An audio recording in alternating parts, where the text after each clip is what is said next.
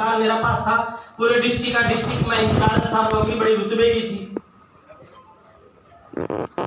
ये एक तो पता नहीं कंपनी आज है कल नहीं रहेगी, भाग जाएगी। घर वाले क्या कहते थे, ये तो 4 दिनों का मेला है भाई, इसको छोड़ दे, उसको मत छोड़ना। मगर कठिन निर्णय बहुत मुश्किल से लिए जाते हैं। कंपनी में गया, किसी छाबड़ा जी से मुलाकात की, भविष्य की उनकी बातें सुनी और वापस आकर के डिसीजन लिया कि अब मुझे प्राइवेट जॉब नहीं करनी है। प्राइवेट जॉब मुझे लगता है, बुरा मत मानना तो प्राइवेट जॉब वाला हो, तो मेरा कोई किसी का दिल दुखाने का उद्देश्य नहीं है, मेरा इस सिस्टम के बारे में बात करने का उद्देश्य है। प्राइवेट जॉब वाला होता है ना, चाहे कोई भी गवर्नमेंट का जॉब वाला हो, तो वो 100 रुपए जाता है लेके आता है, 100 रुपए दिन में जाता है लेके आता है। गधा जाता है मजदूरी पर 100 रुपए ले आता है, गधा जाता है मजदूरी पर 100 रुपए ले आता है। अभी कभी उसको ऐसा होगा क्या भी 1000 रुपए मिलेंगे? मजदूरी वाले आदमी को तो पर डे के हिसाब से मजदूरी मिलेगी। तो मैंने इस कंपनी को 23 सितंबर से पहले इस कंपनी को छोड़ दिया। 23 सितंबर 2001 के अंदर मेरी रॉयल्टी आ गई। फिर मैंने इसमें अपना विजन देखना शुरू किया, फिर मैंने किताबें पढ़ने शुरू की, विश्व के अंदर नेटवर्क मार्केटिंग की क्या पोजीशन है, हिंदुस्तान में ये नेटवर्क मार्केटिंग क्या चीज है। ये किताबों का जब मुझे नॉलेज हुआ तो मेरे को लगा कि अभी हिंदुस्तान में तो ये बिजनेस बहुत चलेगा। विश्व के अंदर तो ये चल रहा है 90 सालों से, 125 सालों से। हिंदुस्तान के अंदर ये कंपनी चल रही, नेटवर्क मार्केटिंग चल रही है 1990 से। 1996 के अंदर पहली बार हिंदुस्तान के अंदर नेटवर्क मार्केटिंग आई थी। हिंदुस्तान में नेटवर्क मार्केटिंग चलती थी या चिट फंड चलता था? और आपको खुशी होगी कि हिंदुस्तान सरकार ने सितंबर 2016 के अंदर चिट फंड कंपनियों को बैन करने के लिए नेटवर्क मार्केटिंग का एक उद्योग, एक गाइडलाइन जारी कर दी है। आज हिंदुस्तान के अंदर इसके ऊपर अलग से मंत्रालय है, इसके ऊपर अलग से वाचिंग की जा रही है कि कौन सा नेटवर्क मार्केटिंग है, कहां पर लोगों को फ्रॉड किया जाता है। हमारी कंपनी हिंदुस्तान के अंदर नंबर 1 की पोजीशन पे है।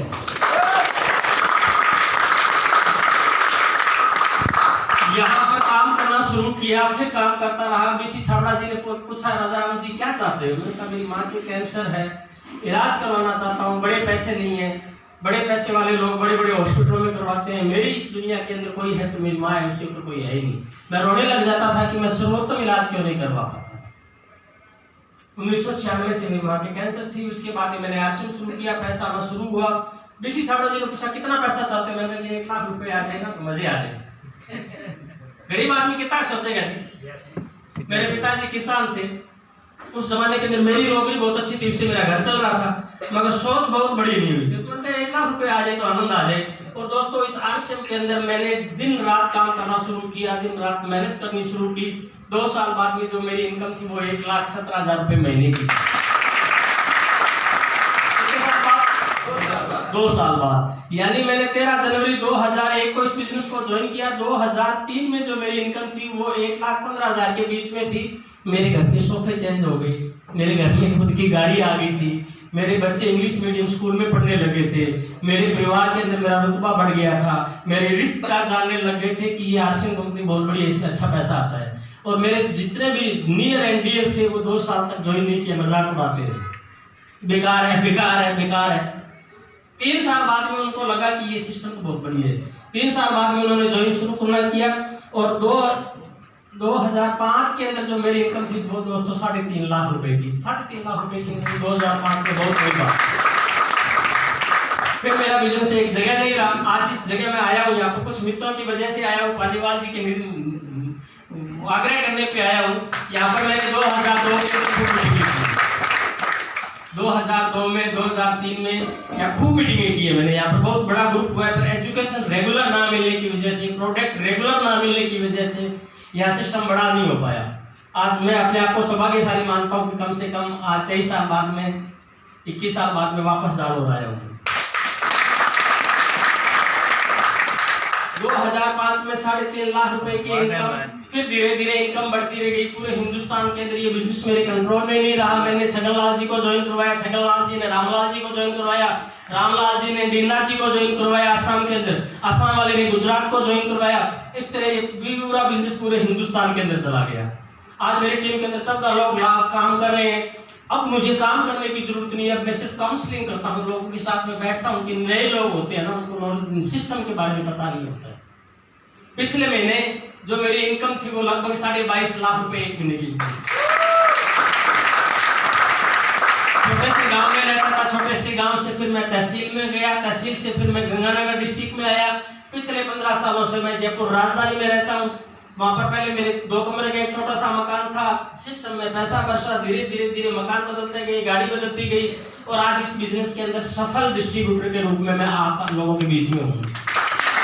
मेरा पर्सनल कोई लालच नहीं है, मेरा ये लालच है कि ये बिजनेस यहाँ पर अच्छे लोगों के हाथों में जाए। आप 5 साल बाद में, 10 साल बाद में आपके बच्चे इस बिजनेस को करें और आपको मजा आए कि ये वास्तव में आसिम किया।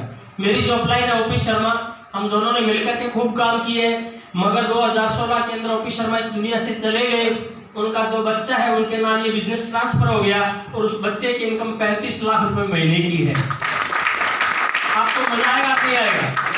एक लड़की है मधु सुधी, अगर आप सोशल मीडिया पर ढूंढोगे तो मिल जाएगी। 4 साल पहले वो लड़की कॉलेज पूरा करने के बाद में जब उसको कैरियर बनाने की बात आई तो उसने किताबें पढ़ी, किताबों में नॉलेज मिला कि नेटवर्क मार्केटिंग की बड़ी कोई चीज है ही नहीं। 4 साल पहले वो छोटी सी लड़की इस बिजनेस को ज्वाइन करती है, अच्छी मेहनत करती है, 3 महीने में रॉयल्टी लेके आती है, फिर 1 साल बाद में टेक्निकल बनती है। आज वो लड़की एमराल्ड के लेवल पर बिहार से है और बहुत सारे लोगों को मीटिंग देती है। ये चमत्कार है या नहीं है? तो इस तरीके का चमत्कार होना चाहिए या नहीं होना चाहिए? होना चाहिए। आज हमारे बीच में कितने आश्रम के डिस्ट्रीब्यूटर हैं, डिस्ट्रीब्यूटर और नए लोग कितने आज हमारे बीच में नए लोगों का हम दिल खोल करके स्वागत करते हैं, तालियां बजाते हैं। नए लोगों के लिए ये सिस्टम है। अच्छा, इस सिस्टम में मैं आपको बोलूं कि ये मैं आपको बंदूक दे रहा हूँ। क्या दे रहा हूँ? बंदूक दे रहा हूँ। अगर आपकी गोली यहाँ लग गई तो मैं आपको 1 करोड़ रुपए दूंगा, नहीं लगी तो बंदूक छोड़ करके घर जा सकते हो। ये क्या है? अवसर है। क्या है? अवसर। बहुत सारे लोग बोलेंगे पागल बना रहे हैं, निशाना लगता ही नहीं है, बंदूक टेढ़ी है, गोली कभी लगती है क्या, लग भी जाती है तो 1 करोड़ रुपए कौन देता है, ऐसे बोलते हैं ना लोग। अच्छा, नहीं समझ में आ रहा तो 5000 रुपए की गड्डी लेकर के बाहर चौराहे पर चले जाओ, पैसे फेंको। 100 लोगों में से 20 लोग तो पैसे उठाने के लिए आ जाएंगे, 80 लोग बोलेंगे नकली है, चोरी के हैं, बोलेंगे या नहीं बोलेंगे? जिंदगी में अवसर मिलता है ना तो बहुत कम लोग अवसर को पकड़ पाते हैं। बाकी लोग तो क्या है कि थोड़े से ना से भरे रहते हैं कि नहीं ऐसे बेवकूफ बना रहे हैं। तो इस बिजनेस में आने से पहले मैं नए लोगों से निवेदन करना चाहूंगा कि इस बिजनेस में नुकसान नहीं है आपका 1 पैसे का, भविष्य बहुत बड़ा आपके सामने। आज से 24 साल पहले जब मैं गांव से निकलता था तो मेरे गांव के बहुत सारे लोग बोलते थे आरसीएम जा रही है, आरसीएम आ रही है। अच्छा, गांव में टाई का माहौल नहीं होता था तो मेरे को सुबह 4 बजे 5 बजे टाई लगा के निकलना पड़ता था। तो लोग जो भी मिलते थे ना वो कहते हैं आजकल टाई लगा के जाता है, आरसीएम कर रहा है। मजाक बनाते हैं नहीं बनाते हैं? हर बड़े काम के लोग पहले मजाक बनाते हैं। जब हिंदुस्तान के अंदर पहली बार ट्रेन को चलाया गया तो बहुत सारे लोग उसमें बैठने से इनकार कर गए कि ये अंग्रेजों का कोई सिस्टम है, इसमें अपने को नहीं बैठना है। अंग्रेजों ने खूब समझाया कि एक बार इस ट्रेन के अंदर बैठ के देख लो। उन्होंने कहा ना भैया, ये कोई ना कोई इनका बहुत बड़ा गड़बड़ घोटाला है, नहीं बैठेंगे। पहली बार ट्रेन के अंदर बंदरों को बैठाया गया। बंदर जब सुरक्षित आ गए तो कुछ पहलवान लोग थे, उन्होंने कहा हम बैठते हैं, और कुछ मजबूत लोग लाठी और सर पर मुसाफा बांध करके बैठे तो उन्होंने कहा यार आता तो आनंद है इसमें। फिर धीरे धीरे लोगों ने उसमें बैठना शुरू किया। पहली बार जब बैंकें आई तो लोगों ने बोला हम तो अपने घर में गड्ढा खोद करके मटकी रखते हैं, उसी में पैसा रखेंगे, बैंकों को पैसा नहीं देंगे। बैंकों को क्या भरोसा? कितने साल तक लोगों को समझाना पड़ा, बैंकों को समझाना पड़ा कि बैंक बहुत अच्छी चीज है, मगर लोगों ने उसे स्वीकार नहीं किया बहुत लंबे समय तक। मगर आज बैंकों को लोग स्वीकार कर रहे हैं या नहीं कर रहे हैं? आज मेरे ख्याल में गरीब से गरीब आदमी के भी अकाउंट है। पहली बार जब 2003 में मेरे घर में पैसा आया तो पहली बार घर में सिलेंडर आया। पिताजी ने बोला कि सिलेंडर को बाहर रख के आ, रात को ये फूट गया तो पूरा परिवार खत्म हो जाएगा। मैंने कहा कुछ नहीं होगा। नहीं, तुमने चाय बना लिया, बाहर रख के आ जाओ, सुबह वापस ले आना। पहली बार जब कोई चीज आती है तो डर लगता है।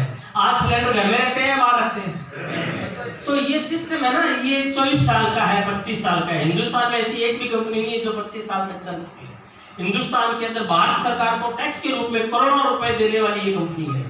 आज मेरा टैक्स के रूप में आज मैं जीएसटी भरता हूँ कम से कम 2-2.5 लाख रुपए महीने। अच्छी बात है, बड़ी बात है। मेरा टीडीएस भारत सरकार को हर महीने जाता है, अच्छी बात है, बड़ी बात है। मेरे को जितने बिल मिलते हैं आपसे उनको वो पक्के मिलते हैं, 1 नंबर पे मिलते हैं। अच्छी बात है, बुरी बात है? अच्छी बात है। तो ये पहली कंपनी है जिसमें अभी भी लोग ना कर रहे हैं। अरे आरसीएम तो मैंने 20 साल पहले करके छोड़ दी।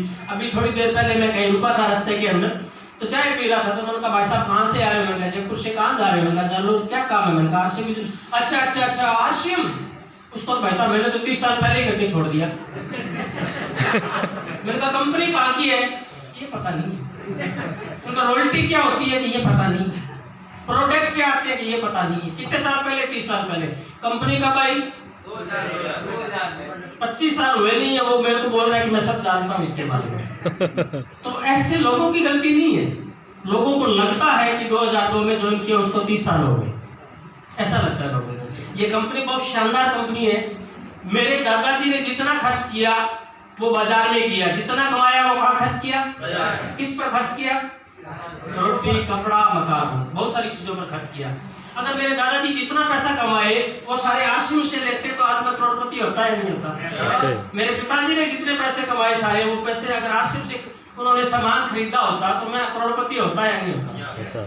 मगर उस टाइम आशिम था नहीं, आज आशिम है। आज आपके बच्चे